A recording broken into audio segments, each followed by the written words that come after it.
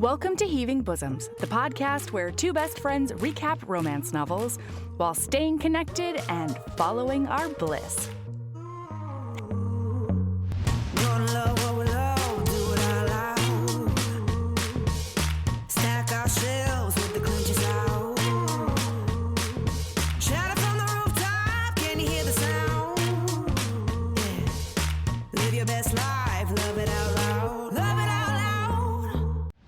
Hey HBs, it's so good to be back with brand new episodes. I got so into the book we're recapping today that I immediately inhaled the rest of the series. So this Friday on Patreon and our Apple Podcast subscription, I'm telling Sabrina all about books 2 and 3 of this fluffy omegaverse hockey series. Some incredible people have actually supported us on Patreon, and I'd like to shout out those delicious deities now. Welcome and thank you for being here with us. Katie S., Giggles, Elizabeth A., Stacy S., Heather M., and Hillary. If you haven't checked out our Patreon recently, head to patreon.com/Heaving Bosoms podcast, where you can get bonus episodes, these episodes early, ad-free, and all at once, live hangs, and more. This week, we're jumping into Pride Month with gusto. Happy Pride Month, everybody. We decided to follow our bliss, which is obviously fluffy hockey omegaverse. Here's part 1 of our recap of Fresh Ice by Marina Vivancos.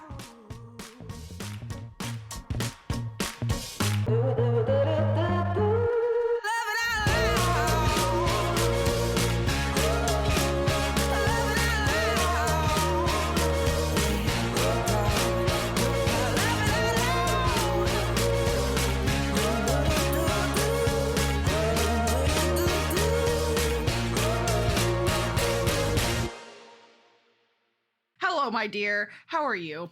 Hello. Uh-oh. Do you really want to know how I am? Never mind. Uh-oh. No, I don't. That sounds like a conversation for a different time. No, it's not. This isn't a personal thing. It is Okay. directly related to podcast. I'm in the middle of the third act breakup of the third book in this series, and I'm not okay, Sabrina. Okay, listener, we're doing a hockey omegaverse because this is our first episode back after our little mid-year hiatus. Yeah. And we were like, what are we going to do? And we're figuring out our plans. We're coming back in Pride Month, and so we were like, we should do queer books. I was like, we're going to follow our fucking bliss is what we're going to do. Our bliss. God. Listen, listener, it's rough out here. Yes. But two things are crazy about this book. Maybe only one of them. But regardless, this was a reread for Sabrina. Oh, yeah. Melody, I'm the one who told you about this book. And, the idea that I would give you an hockey omegaverse and not have already devoured that series and made it a part of my personality is insane. I know. Literally people are like, oh, man, I'm really getting into hockey romance. And I'm like, would you like some omegaverse on top of that? And they're like, what? I recommend this series to people as much as I recommended Heated Rivalry to people. I love it. Before that series popped off and people, everyone knew what it was. I was like, if you want hockey, you should Don't check understand. out. Yes. And then they're like, oh, wow, this looks awesome. And then I tell them about this one and they're like, this looks deeply out of my comfort zone. And I'm like, yeah, girl. This looks like I'm going to learn something about myself. Uh-huh. Okay, so this is a reread for you, and that's weird. And then the other thing was that this wasn't on the reading list. This was not a recommendation. It wasn't anything. Sabrina just couldn't keep it in their brain about rereading this and told me about it. And so I was like, oh, no, I'm definitely going to read it. And now we're definitely putting it on the podcast. Well, listen, it's rough out here right now. Mm-hmm. We've talked about it a little bit more on Patreon, and I'm not going to talk publicly about it too much, but like it's just things are challenging right now. Yes. And so sometimes as podcasters, you just can't, but you have to do something. Yeah, and so you follow your bliss And so into fluffy omegaverse hockey romance. God damn it. Because like this book really is like there's no like there's a shitty parent, but it's not really angsty. Like no. It is. It's internal angst, right? But like it's very healing. It is. Watching these two dudes just and oh my God. It's pure and it's sincere and it's funny. Like it's all the things. The second and third book are angstier because which I'm gonna talk to Sabrina about the second and third book now on Patreon this week. Hell yeah. Because I can't not talk about it. But the second one is a second chance romance that's set up in this book because the two captains on rival teams. Oh my God, I forgot that it was second chance. And I just remembered that it's like a devastating second chance. Like yeah, they basically have Levi and Alonso and Olive's relationship, except they break up at the end of their rookie year. Melody, I'm putting my foot down right now. I'm not calling that man Olive. He gets called Olive like 3 times in the book. I know. His name is Alonso. I know. Also, like, I remember reading this the first time and being like, why the fuck is your name Olive? Why is that your fucking name? Why is that your nickname? Why do people call you that? And then in one tiny little drip of information at like 3/4 of the way through the book, you find out his last name's like Dalivo. I don't know how to pronounce it, but it's like Dalivo or something like that. And I'm like, oh, Dalivo, Olive. Okay. That's what it's from? That would make sense. That would make sense. That's the only thing I could come up with. Yeah, same and here. I went through the same thing this time because it's been about 2 years since I read the book, over 2 years. And so I was like reading it and I was like, 1, I don't remember anything about this book. But also 2, why is your name Olive? Well, the only other thing I could think of is just Alonso is a similar sound. The all at the beginning is a similar sound. That's all I could come up with. And I was like, I guess hockey boys? Call him Ollie. Look, I'm not the rule maker over here, okay? I'm not in charge of juniors hockey and the idiot brains that were around him, you know? I can't control that. I was just grasping at straws over here. But I like Dalivo turning into Olive. I feel like that's the only thing that...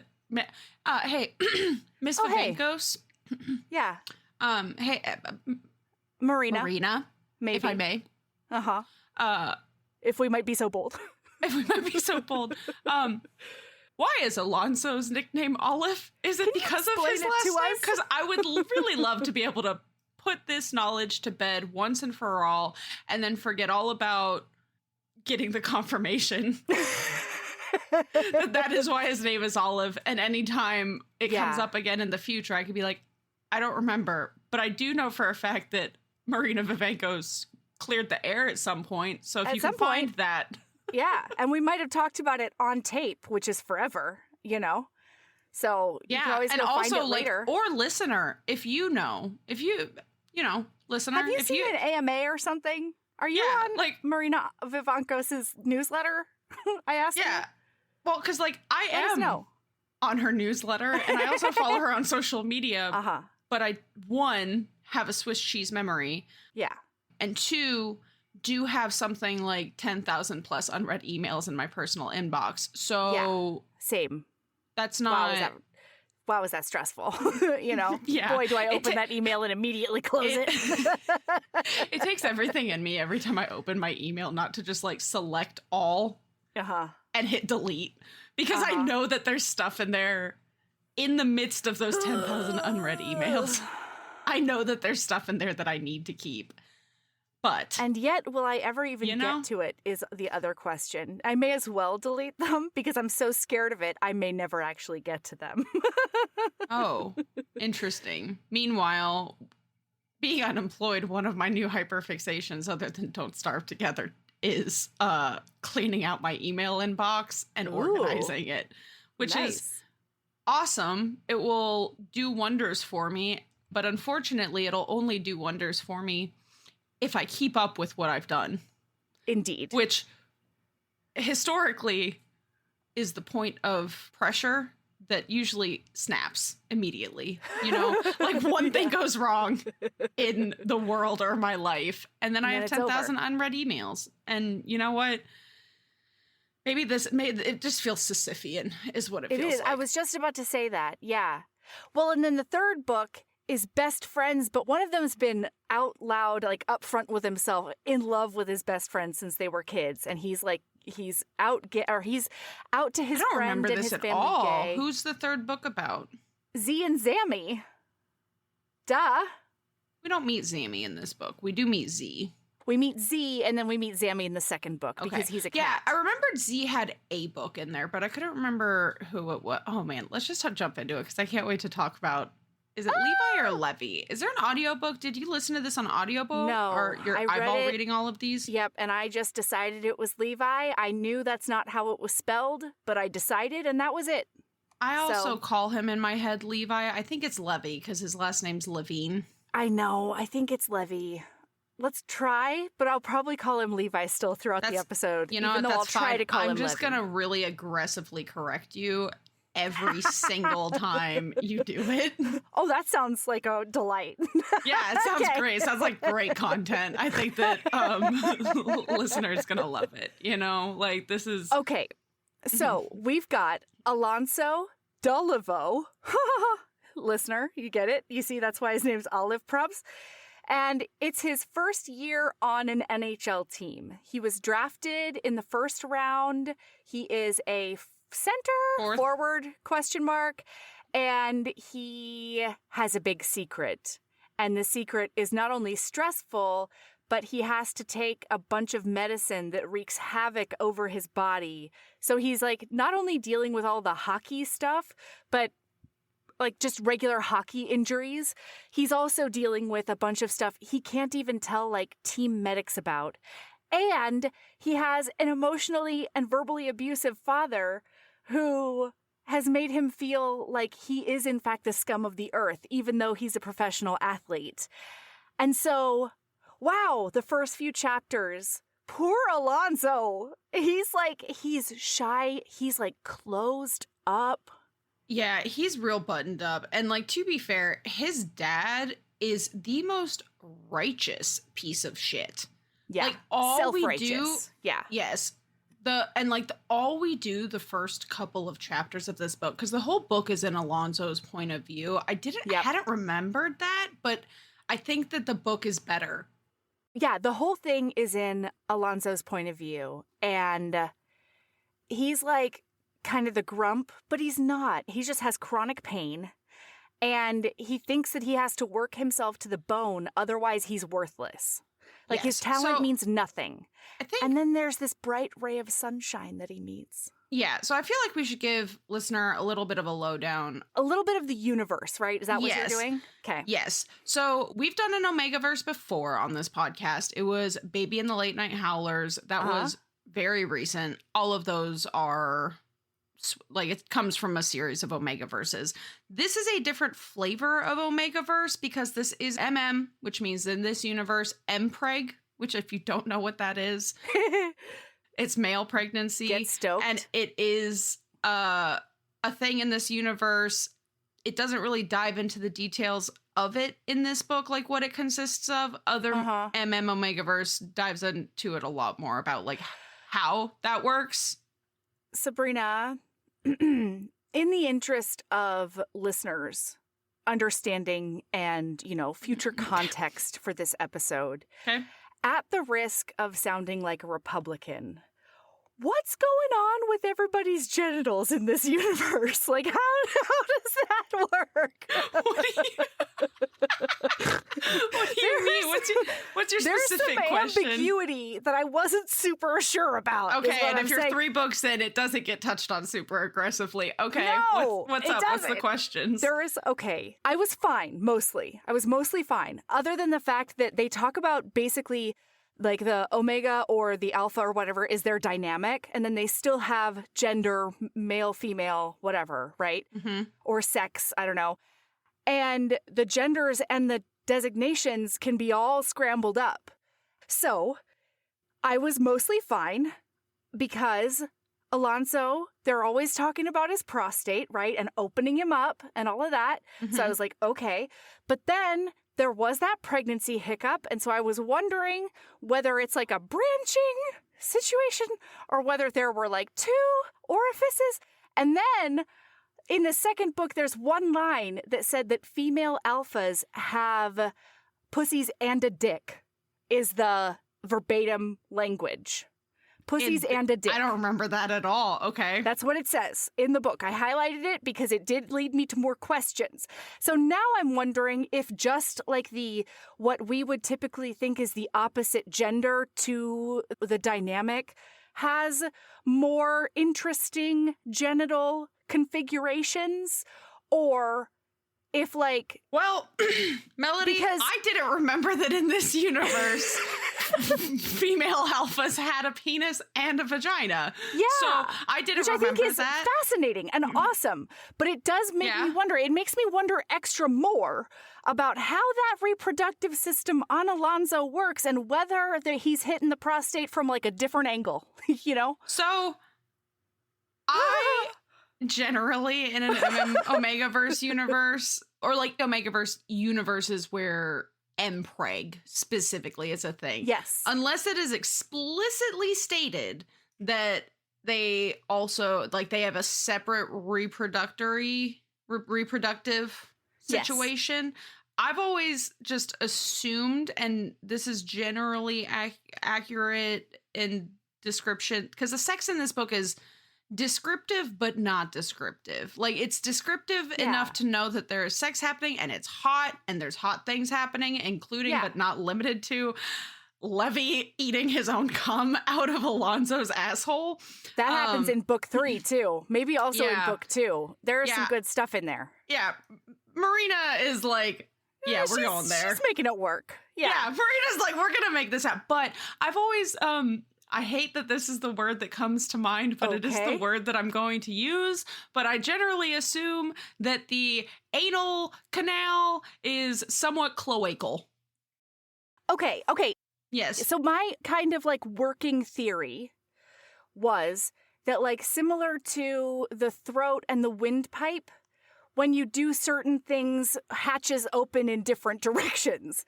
And so you think that this is like a train coming into the station. And I'm just theorizing over here.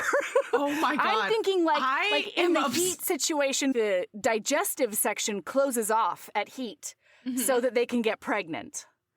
But then the rest of the time, it's just like free willy. I feel I have read books where that is the case. Yeah. I don't know. This universe, Marina doesn't go super into detail on any of it. It's kind of, I think it's just kind of, I would say this is not necessarily baby's first omegaverse, you know? Sure. Or at the same time, it is actually baby's first. I think it actually is baby's a good one for baby's first omegaverse because it's fluffy, but it doesn't necessarily get into all of the nuts and bolts of how mpreg works. Yeah, you know? Because that actually is a because it's canonical that's a thing. So basically, to go back to, we've probably confused the fuck out of you, listener. But sorry, essentially, listener. I'm not. In this in this world, essentially, omega versus alpha is a secondary gender assignment kind of situation, and it presents around puberty when you start, when hormones start start doing their things. Yep. Because he was 13 when his dad, they realized he was an omega, and his dad was like, "Oh, we're about to fuck you up for the rest of your life." Well, okay, so the other thing is that in this universe's hockey culture, it is all alpha all the time. So there's not just a taboo, if you will, about being gay. There's also a taboo about any omegas being present. Also, there's no rules that an omega can't play hockey. Yes. But everybody knows omegas don't play hockey. It's a known thing. They're not welcome in this sacred alpha space, as Alonso's dad says.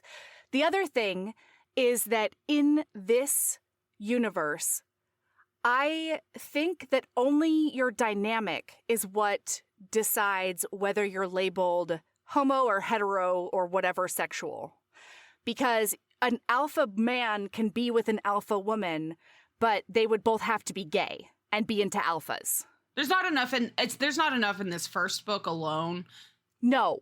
To define that, because I haven't read the last 3. I figured that out in the next couple. Actually, I think there's more. How many books are in this series? 6, I think. Okay, I'm gonna have to do I have a time ahead of me. I'm gonna have to do a full reread of the series because I think that there were only 4 or 5 when I read them. Donde sea que vayas, ganas puntos como un pro con la nueva tarjeta American Express de My Lowe's Pro Rewards. En compras elegibles, gana 3 puntos por cada $1 en Lowe's durante los primeros 6 meses después de abrir una cuenta. Además, gana puntos donde acepten la tarjeta American Express. Aprovecha hoy. Sujeto a aprobación de crédito. Aplican exclusiones y restricciones. Puntos sujetos a términos del programa de lealtad en Lowe's.com/terms y términos de recompensas de crédito en Synchrony.com/MLBRA-terms. Detalles en Lowe's.com/business credit. Yeah, because the third book actually is 2 alphas. And so you get a little bit more about the dynamics between designations and our traditional ideas of gender and everything else. So anyway, but the thing is, Sabrina, you see, and this is where I did have to keep my head in that Republican space a little bit more, because they talk about opening up alphas in the same way that Alonso gets quote unquote opened up, right? Well, yeah, because he's not a loose, sloppy mess when he's not in heat, you know? Yeah. Yes. But you can be. But Alonso, like, one of the biggest things about his character is that he's also actively taking suppressants, because when his dad found out that he was an Omega, his dad freaked the fuck out. And he was like, my son can't be an Omega. And man, it's talked about quite a bit, but Alonso doesn't really have a relationship with his mom at all, because his dad has sort of usurped everyone's attention. And well, it's also like that if you're too sweet with your mama, you're a sissy. And we have to have you be as hard as possible and as masculine as possible and as alpha as possible, so no one even questions, because otherwise the rest of your life is ruined. Hey, listener, this is all happening when this kid is literally the first time he presents, which is basically when he's like, it's puberty. Like he's barely gotten a pimple yet. Everything feels wrong. And then he doesn't actually get a chance to get to know his body whatsoever as it would normally grow because of the suppressants. This isn't like a hormonal change or anything like that. It just is like a tamper that gets put down on the levels. Well, so what it reminds me of is how there's birth control that like stops your periods. Like it messes with your hormones so that you no longer have periods and things like that. And so this is similar, except it's like black market from shady doctors and probably not good for him. And it leads him to like a bunch of like cramps. He's constantly in pain. There's like headaches. And the other thing, Sabrina, that I think might be a factor in this that doesn't really hugely get touched on is that his dad won't allow him to do any of the natural Omega instinct things that make Omegas feel safe. Well, yeah, and that's explicitly said in this book, because he talks about his miserable heats, and then when he's in heat, Levy's like, "Hey, where's your nest, bud?" And he's like, "I don't do that. That's not a thing that we do." And once he starts nesting, his symptoms go away. His symptoms totally go away. Oh, yeah. And that's his dad is a capital V villain. Yeah, he truly is. Yeah. And I love it because he never gets better. Nope. Alonso does not try to fix that relationship. There's none of that. Alonso, by the end of the book, Levy and his family like basically convince him to heal himself. And that's the way that he's handling this, because his dad's never going to change. No. And they know that he's perfect just as he is. That's right.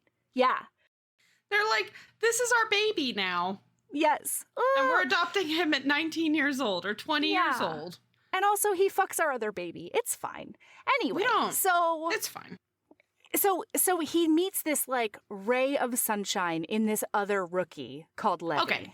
Yeah. So he meets Levy. We'll just start on the plot because now we've spent quite a while just generally discussing Omegaverse and all of those things, which I feel like was somewhat necessary because a lot of plot points got woven in. Come on. Yes. Which means, and we'll still touch on them when they actually come up, but we'll get there.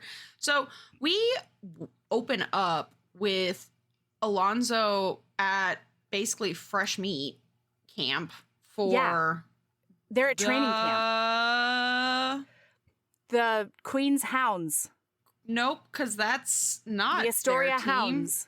Yeah, it is. Isn't it? I thought that the Hounds were Orion's team. No, Orion is the Cats. Oh, okay. The Hounds and the Brooklyn Cats. Okay. The Hounds are the Queens, captained by Gabby. You. Uh-huh. And then Orion captains the Brooklyn Cats, and they're scrappy, and they're rivals. And Melody, you can't bring book 2 into this. Better. Stop it. I'm not. I'm just saying that like it's better. The Hounds want to beat them all the time. Yes. Well, it's also like that's their main rivals. Yeah, that's what I'm saying. Yeah. They live in the same city, so let's go. Yeah. So anyway, they go all through training camp, and everybody's trying to reach out to Alonso. And Levy particularly is like trying to be his sunshine all the time, being like, Olive, what are we going to do with blah, blah? Come to lunch, come do this, come do that. But Alonso has been conditioned to like keep everybody at more than arm's length because otherwise they'll find out his secret. Yeah. And that has made him like even more of an emotional and sometimes like physical recluse. When he's not on the ice, he's not interacting. But Levy keeps on trying to pull him out of his shell. Yeah, so they both end up getting on the team. So the Gotham Hounds are like, yeah, we want both of you. Usually what happens is rookies go live with, established players and their families for a while. But because this is a little unusual, y'all can live together instead. Well, no, Alonso says, do we have to? Yeah. And the coaches are like, no. And he's like, I guess if you want, like, you two can live together. And then Alonso can't really say no without being the biggest asshole. Yeah, because what Alonso's thinking is, do we have to? But what he's actually thinking is, I wanted to live alone. He can't have all of his suppressants and all of the complications and everything around people who will notice. Yeah. I mean, to be fair, they both have NHL salaries. So, like, get an apartment with a bathroom per bedroom, buddy. Like, you don't need it to be out there, but also I get it because like having to hide in your safe home space that's sucks. Exhausting. Yeah. Well, and so when they leave the office, Levy looks at him and he's like, do you even want to live with me? Because like it's pretty clear you despise me.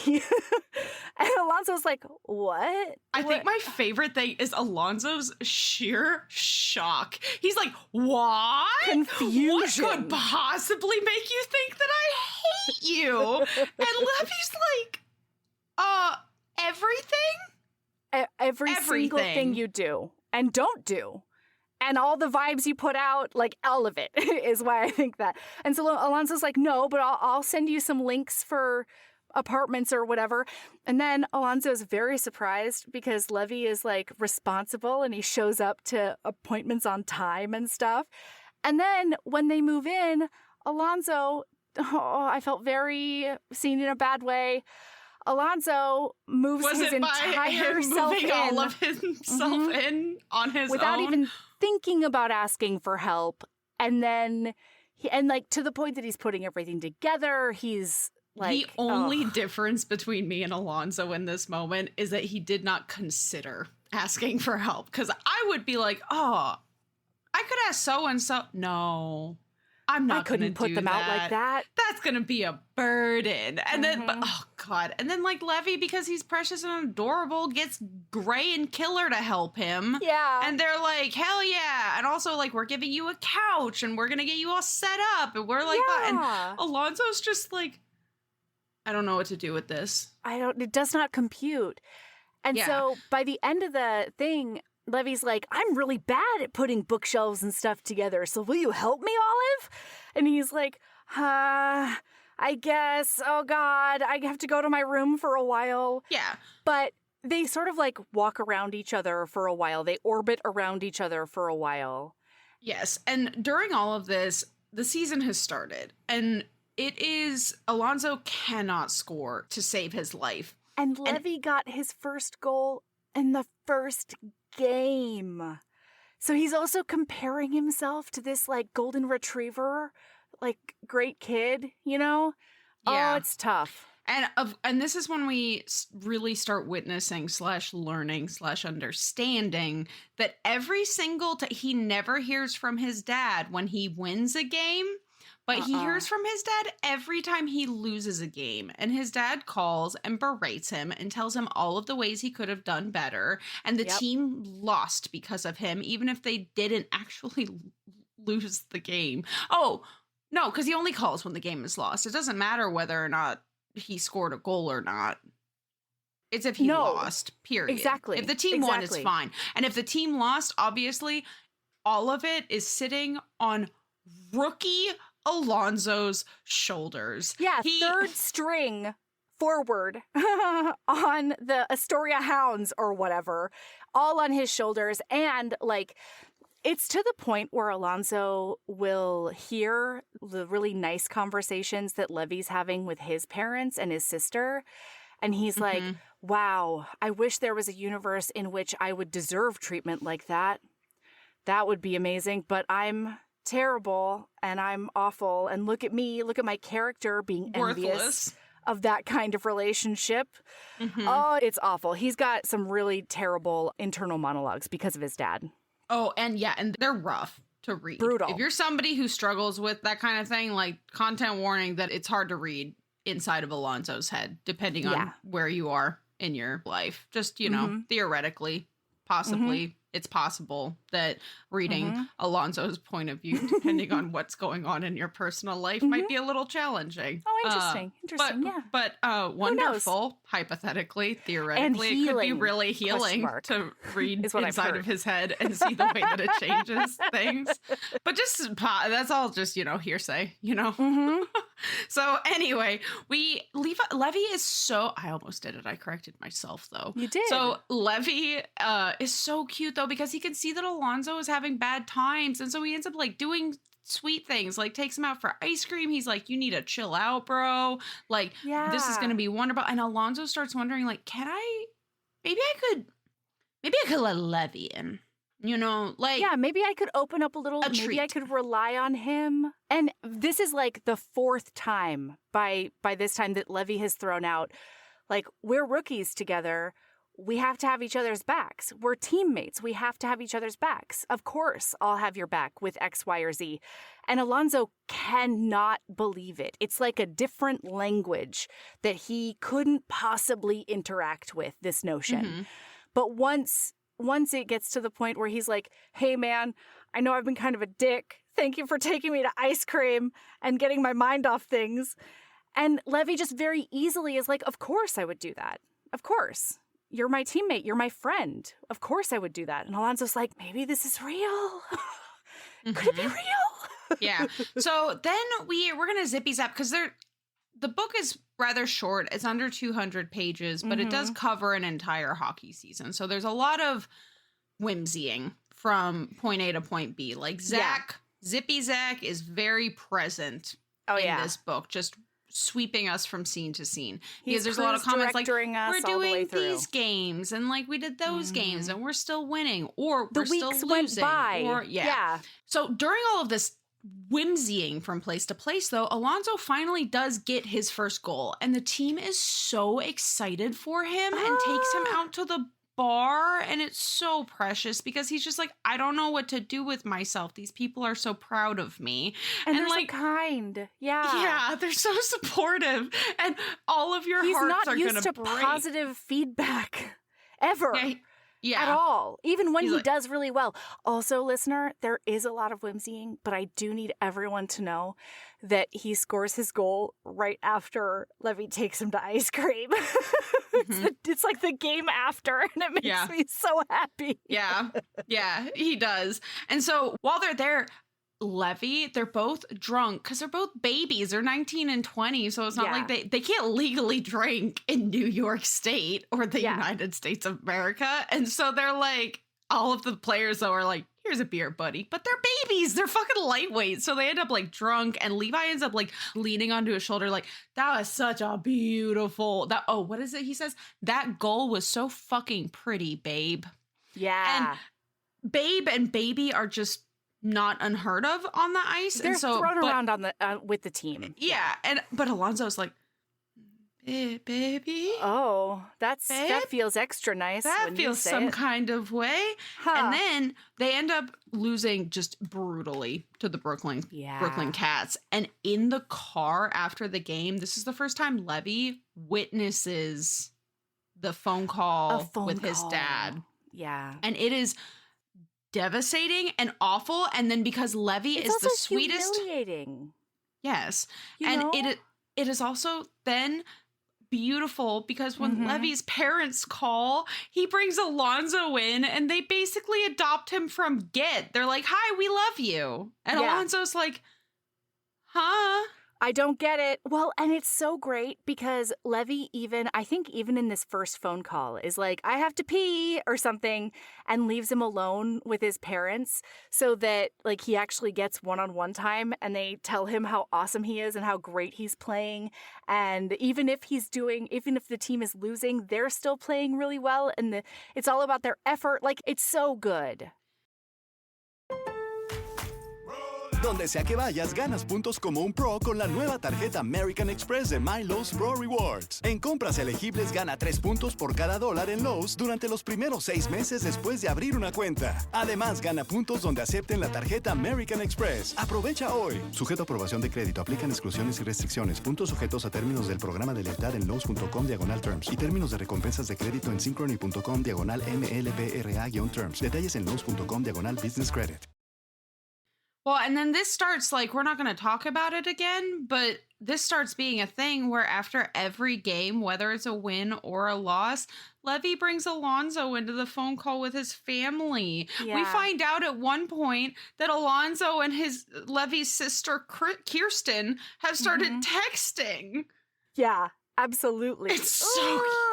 It's real precious. It's so cute. We are on the road now on a game because there's a lot of ins and outs for road games, but Alonso walks into the room and he's hit by just a wall of alpha scent and pheromones. He's already he's been walking into his house being like, oh my god, Levy smells so good. Wow. Because his suppressants make him sort of smell like nothing, and scent is really important in this universe. And he also uses specific like shampoos and body washes and stuff to neutralize anything that's left. Right. Absolutely. Yeah. And so he walks in and Levy's like under the covers, all balled up. And he like pops his head out. He's all disheveled. And he's like, I'm so sorry. It's a pseudo rut. It happens sometimes when it gets really stressful. And Alonso's Alonso starts slicking up because But he doesn't even notice. He doesn't realize it. Pseudo rut Levy does, because pseudo rut Levy at one point looks over and goes, "You're an Omega," and Alonso basically shits his pants, and he's like, "Get away from me! Don't get away from me. Nobody can know." Grabs his bag and runs into the bathroom and locks the door. And he says, if you try to get in, I will call the police. Meanwhile, Levy's like, what? I don't... Yeah, I'm still golden retriever, just big boner times, you know? And so they basically just spend the night, one in the bedroom, one in the bathroom, miserably horny, and because he's slicking up and it's kind of like a mini heat. It's a pseudo rut, and then that triggers like kind of a mini heat. But because of his suppressants, where he's like sore and cramping on the regular, it is amped up to 3,000 when he has this kind of reaction. And so he's literally on the bathroom floor, like writhing in pain most of the night. Yeah. It's horrible. And then the next morning, well, and so it's coming from Alonzo's point of view, because now he's terrified that Levy is going to tell everybody that he is an Omega. And this was devastating. So I'm going to read this quote because it says... Please. It says a lot about this universe and the precarity of his situation. A year after presenting, Alonzo had been stupid enough to ask his dad why he couldn't just let people know that he was an Omega, why there weren't any Omegas in the league despite technically not being banned. His dad had been blunt in his answer. He'd told Alonzo that there was a sanctity to alpha spaces, that Omegas were seen as sexual things and alphas felt like they had to perform in front of them. Plus, his dad added, he trusted Alonzo not to, quote, open his legs up to just anybody, but the same couldn't be said about others. It was when he got older and started hearing how his alpha teammates spoke about Omegas that Alonzo realized the truth behind his dad's words. He'd watch boys who vowed to be his friend and teammate talking about how easy Omegas were. They'd share pictures of their latest conquests, seeing who could get an Omega in the most compromising position. There was no space for people like him in professional hockey. It clashed with the culture that alphas had built of being rough, daring, unbothered by the latest politics or social correctness. If Alonzo revealed he was an Omega, he would be harassed and ridiculed and stripped of any opportunity in order to keep the alpha sanctum of hockey intact. Yeah. And this is all happening like barely into his first shot at the NHL. Like his dream is just beginning, and now this guy has the ultimate leverage on him. So when they finally end up talking, when they get home, Levy's like, well, Alonzo says, what do you want? What do you want? Oh my God. And it's devastating for Levy. Levy is horrified. He's just like, want for what? And he's like, so that you won't tell anyone. And Levy immediately is like, I can't believe you would even think I would take advantage of you like that. I don't want anything from you. Like, I want to know if you're okay. I want to know, like, how, if I can help at all, or... Especially because Levy did some research and found out that if you're near alphas, even on suppressants, if you're near alphas whose pheromones are compatible with you... Who are compatible, everyone. It's a lot, and a lot of suppressants are going to be affected. They're going to have bad side effects and things like that if you continue to take them. Levy says, it'll hurt you. And Alonzo goes, oh, that's fine. And Levy's like, wait, no. I said it'll hurt you. And Alonzo's like, yeah, great. Awesome. Great. Story of my life, man. Let's go. Like, and oh God, Levy's just like, he cannot believe. I mean, he not only doesn't like the system outright, but I also really appreciated, because in this moment, he tells Alonzo that he isn't just into Omegas, he's bi, so he's also into alphas. And he's like, yeah, I would have told you, but I didn't want you to freak out about it since we're living together. And so he sort of gives this counter piece of collateral, freely up to Alonzo. And he's like, I have your back, no matter what. We're in this together. He's really worried when he finds out that Alonzo is basically getting alley drugs as suppressants. Yes.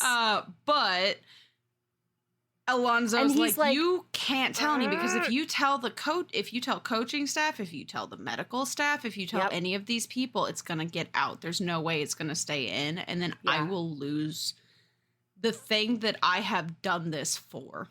Right. Like, you telling them the suffering that I've gone through for the last 6 years of my life means is nothing all at for that nothing. Point. Yep. And Levy, it's hard for him because, I mean, one of the things that's similar in this omegaverse universe is that alphas are very like nurturing and protective and caring and stuff. And so he's seeing this person that he is getting very close to, and he has to swallow down the fact that he's hurting himself and it's dangerous, that the medical staff doesn't know about it, and he can't say anything.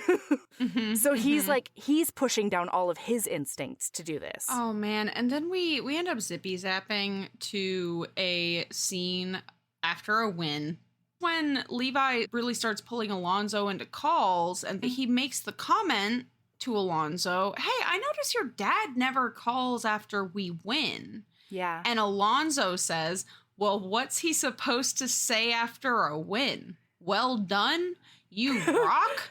Levy looked at him like he was crazy. Yeah? I can't learn anything from a good job. I mean, not every conversation with your dad has to be a learning experience. And anyway, getting complimented builds up confidence. It's not useless. Alonzo shrugged. It's fine. I don't need to be coddled. I wouldn't call congratulating someone after a win coddling. Yeah. And that is such a great example of why, like, how Alonzo has grown up. It is very much what you've done that's good. Okay. That's the expectation. That's the baseline. That is below baseline. Okay. Yeah. Like, well, and there's another time in this interim where they get off the phone and Alonzo's like, hey, you don't need to force me on your parents like that. Like, it's really okay. I don't need it. And Levy's like, what are you talking about? They love you. They would riot if I didn't put you on the phone. I can't believe you charmed my parents like that. And Alonzo's like, what? No way. And he's like, okay, well, we're going to go over here now. Levy is so cute. And I don't know. I just loved this black cat being like sort of putting his toes into the sunshine on the floor. You know what I mean? And like feeling warmth for the first time. Ugh. Truly. Yeah. They're just so cute and precious. So as we're winding around, they have this win, and then they end up at a bar all together celebrating. And Alonzo's sitting there with all the guys, and when Levy goes up to get a drink at one point, he notices that he like hangs out at the bar talking to a very cute Omega. And he's like, and actually, Sabrina, I don't think he knows yet that he's bi. I think right now he's thinking to himself, of course he's talking to an Omega, blah, blah, blah. But anyway, he's talking to this Omega, and Alonzo's just like, oh man, that looks really nice. Like, being able to just openly talk to somebody that you're attracted to is kind of cool.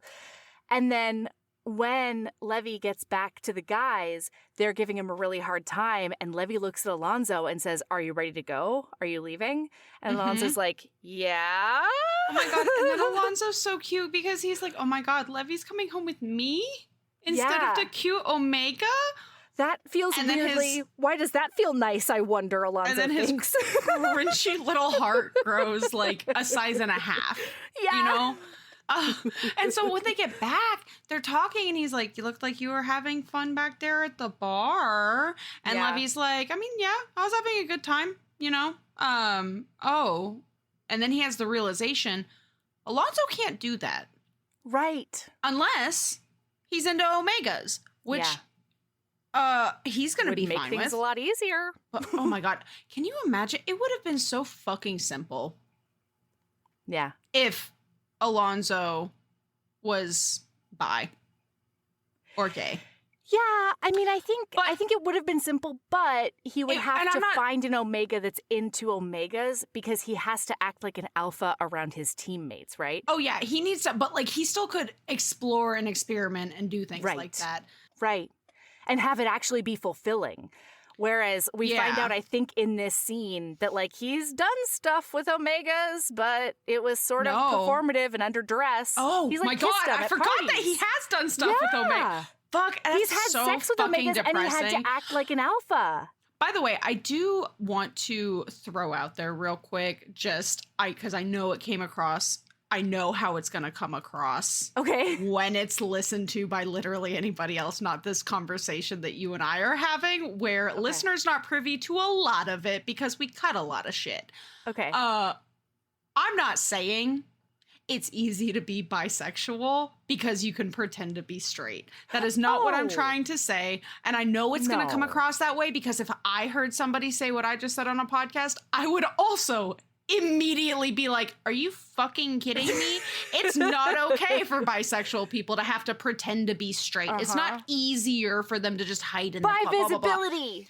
But also, like, it is, though, because if you are acting, there are plenty of reasons. Yes, because there are plenty of reasons that somebody who is bisexual or pansexual or whatever has decided to be in the closet, and it is the truth that they can still get sexual satisfaction from people they are attracted to within the closet.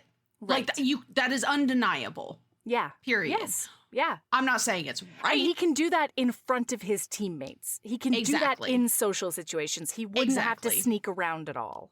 Yes. That's exactly what I'm coming at. And so, yeah, this is when they start talking, and we learn Alonzo's sexual history because Levy is learning Alonzo's sexual history, and it is so sad because he's like, yeah, I've had sex with a couple of alphas, but I had to pretend to be an alpha when I had sex with alphas. And Levy is so cute because he's like, but, like, how could they tell that you were getting, you know? And Alonzo's like, wet? That I was getting wet? And Levy's like, yeah. And he's, like, blushing. And, like, Alonzo can see even under Levi's dark skin that there is a raging blush going on. Yeah. Like, just fire hydrant. And it's so fucking cute because he's like, well, I took something so I don't produce slick. Like, it's kind of it's the same thing I do in literally every other aspect of my life. I take something so that nobody will know I'm an omega. And they were so not fulfilling that he probably wouldn't have gotten slick anyway. Donde sea que vayas, ganas puntos como un pro con la nueva tarjeta American Express de My Lowe's Pro Rewards. En compras elegibles, gana 3 puntos por cada $1 en Lowe's durante los primeros 6 meses después de abrir una cuenta. Además, gana puntos donde acepten la tarjeta American Express. Aprovecha hoy. Sujeto a aprobación de crédito. Aplican exclusiones y restricciones. Puntos sujetos a términos del programa de lealtad en Lowe's.com/terms y términos de recompensas de crédito en Synchrony.com/MLPRA-terms. Detalles en Lowe's.com/business credit. And that's one thing Levy asks about. He's like, was it even good? And he's like, well, and Levy's like, how did they not notice that you don't have a knot sack? Which I forgot about that statement. And the term knot sack hit me like a freight train. I was like, what? I mean, it makes sense. I understand that, there should be loose skin around the base of their dick. It just didn't. It is hilarious. It's like a turkey gobble. That's what I'm saying. It's like an empty ball. It's like an empty ball sack just wrapped around your dick. It kind of looks like a nussy, you know, like it's like a hard dick with like a turkey waddler nussy, just sort of hanging there. And then the balls, which often when people are erect, the balls like squeeze up a little bit, so you've got like the nussy over the balls. It really is it's a gobble situation, you know? It's your gobble spot, because apparently it feels real good to be touched too, for obvious reasons. I mean, once it starts inflating, especially, gobble me, Melody, gobble me, baby.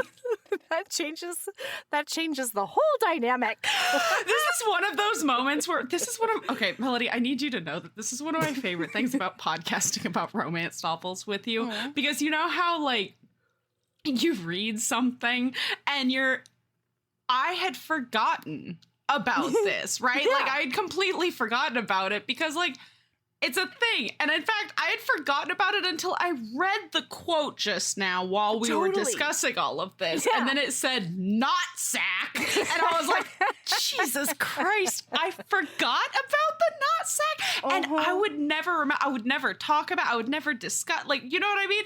And then you and I roll in, and it's like, oh, I remember this now, and I have to talk about it, and now we're at Nussy, you know? And now we're at Nussy, really.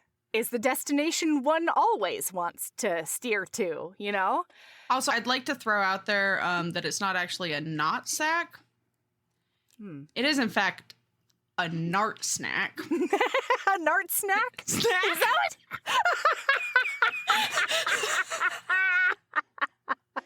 I mean, listen. You do be gobbling snacks, you know? Yeah. Gobbling nart snack. Like, let's fucking go. Turns out the reason that the alphas didn't garble nart snack. I love it. Garble your nart snack? Or maybe they gargled it. I almost said garbling the nart snark. Like, I'm broken. You're perfect. That's what you are. Oh my God, I'm gonna cry. Oh my God. Gosh. Anyway, so the reason that like the alphas don't notice the not sack because he does everything dog here, like facing away, so they won't notice it. So he's never experienced like the intimacy of face to face. Right. And it's like a quick bathroom against a stall kind of a situation. So they're not even like they don't even have the wherewithal to give him a reach around. You know, like they're not super interested in his pleasure. Yeah. And Levy hates that. Levy says, dude, that sounds shady as fuck. You gotta know, you know, like, find somebody you actually like to do that with. Come on, Levy. Not everything can be so romantic.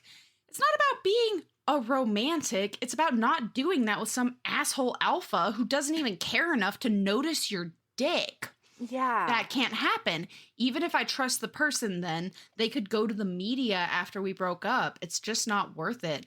Levy chewed on his lip for a while. That sounds lonely, he said eventually, his voice hushed.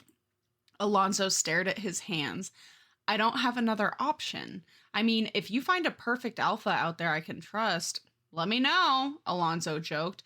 A strange expression crossed Levy's face. Yes. But all he did was shake his head.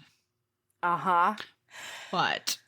And then this plants a seed in Alonzo's brain that he cannot shake for the next, 18 chapters, all right? He has to live a cool 6 weeks of his life minimum trying to get the idea of having sex with Levy out of his head because he can absolutely trust Levy.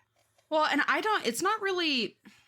It is touched on a little bit in the book, and maybe you'll argue differently, and maybe I'll feel differently as we work through the rest of it because, you know, we look at it more critically when we're talking and processing books back and forth on pod. But he's got a lot of scars, obviously, in general, but it is explicitly discussed. The term scar is used in another quote coming up where he says, thinking about it now, he could admit that he hadn't expected it to go well. It was almost as if he'd been searching for a confirmation that sleeping with alphas was not something he was missing out on. He had given his body what little it deserved, an anonymous encounter to fulfill his weak, unwelcome Omega needs. Truthfully, it had accomplished nothing more than to scar a part of himself he didn't like looking at. Oh, yeah. And it's like, oh my God. Devastating. It's just, he's just so sad. You know?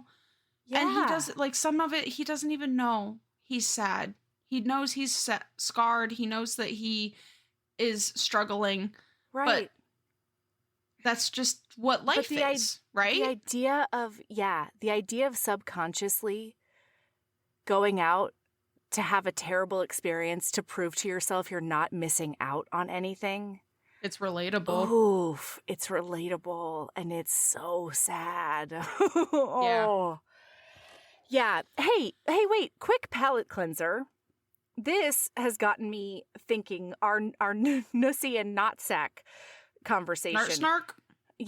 got me thinking about a totally separate, completely unrelated moment in the book.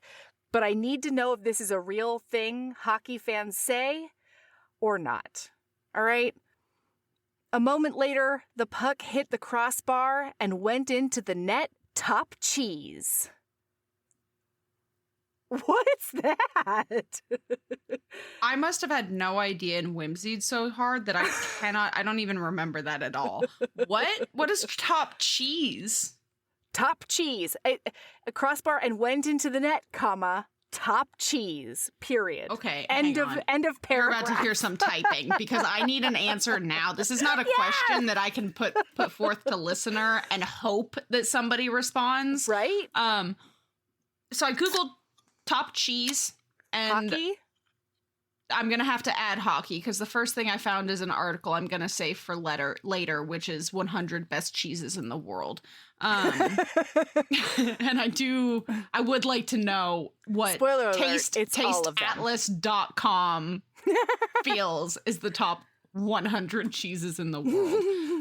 Top cheese hockey? It was so funny and I was so confused.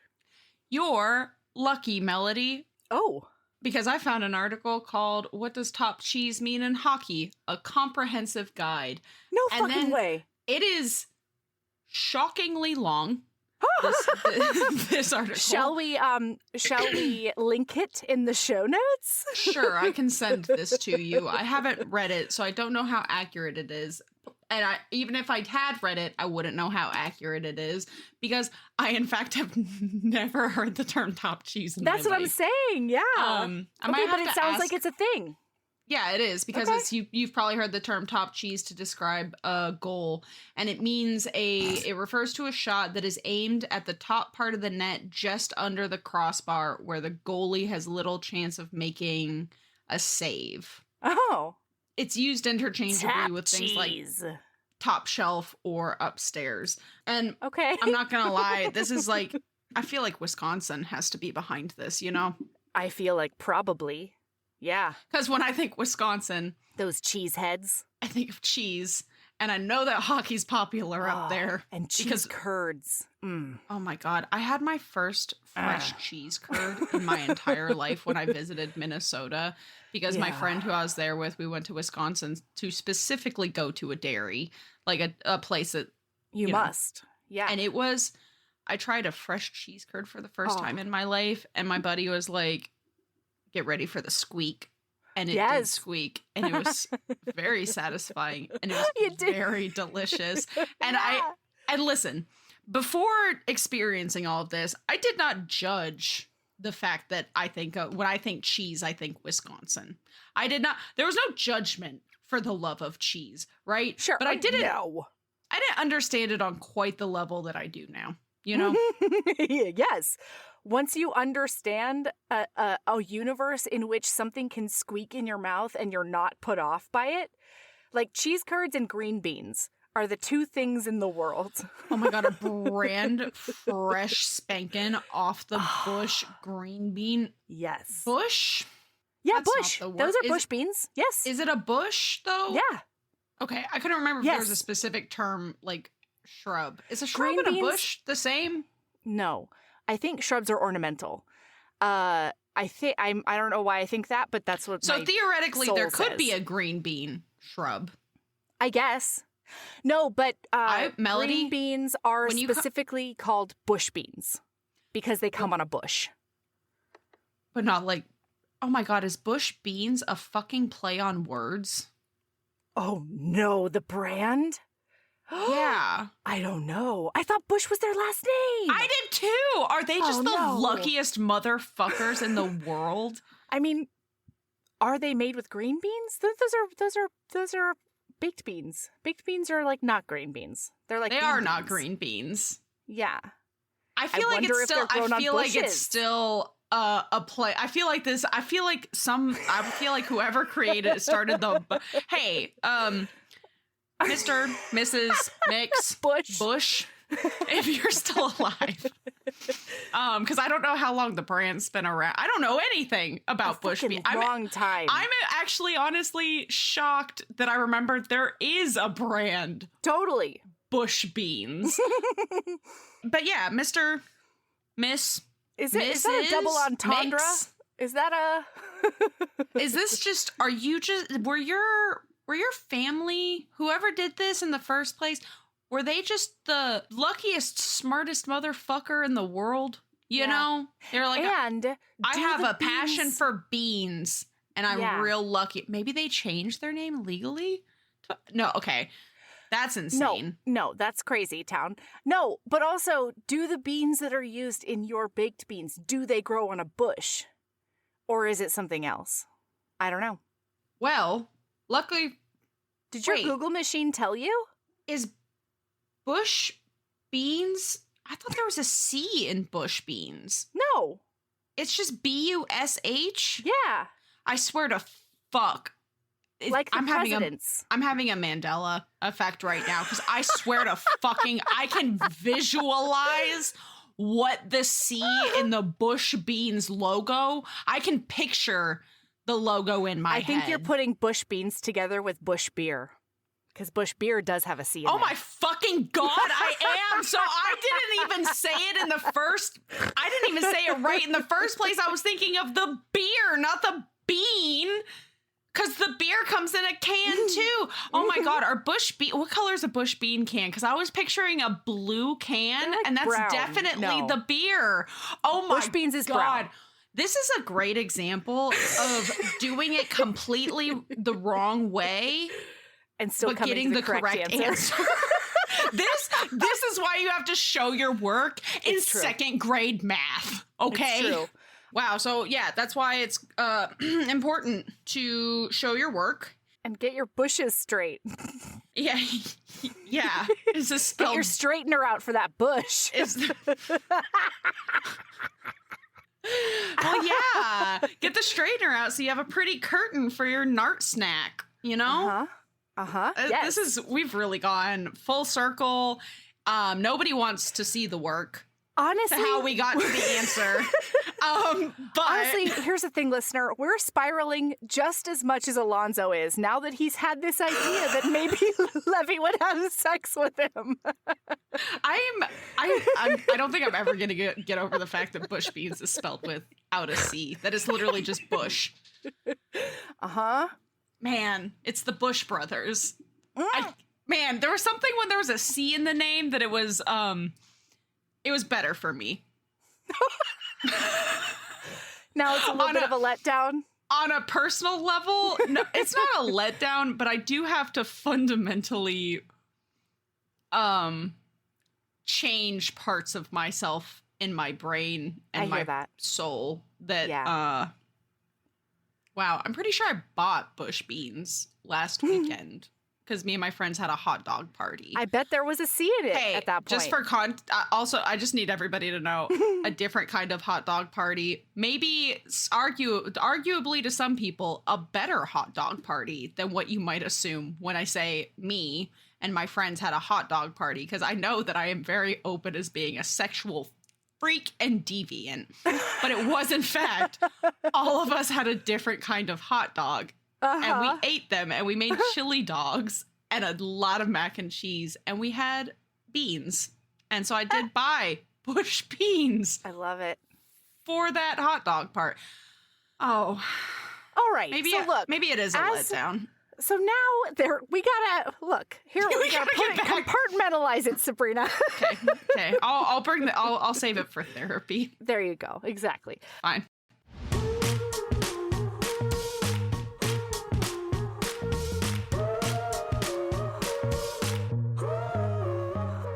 That's where we're going to stop for today. We'll be back tomorrow, and you'll find out exactly how Alonzo handles this crush.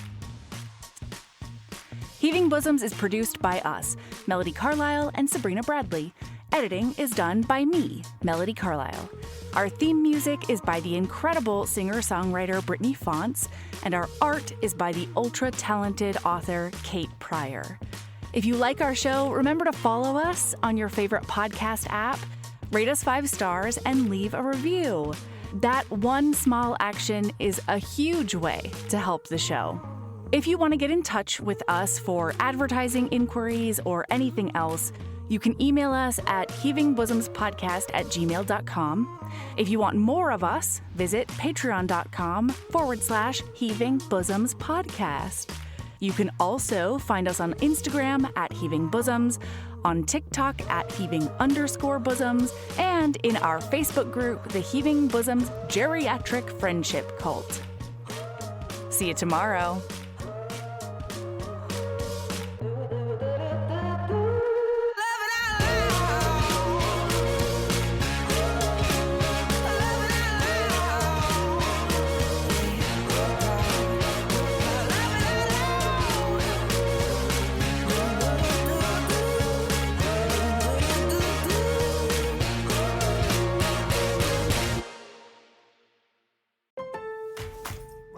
Donde sea que vayas, ganas puntos como un pro con la nueva tarjeta American Express de My Lowe's Pro Rewards. En compras elegibles, gana 3 puntos por cada $1 en Lowe's durante los primeros 6 meses después de abrir una cuenta. Además, gana puntos donde acepten la tarjeta American Express. Aprovecha hoy. Sujeto a aprobación de crédito. Aplican exclusiones y restricciones. Puntos sujetos a términos del programa de lealtad en Lowe's.com/terms y términos de recompensas de crédito en synchrony.com/MLPRA-terms. Detalles en Lowe's.com/business credit.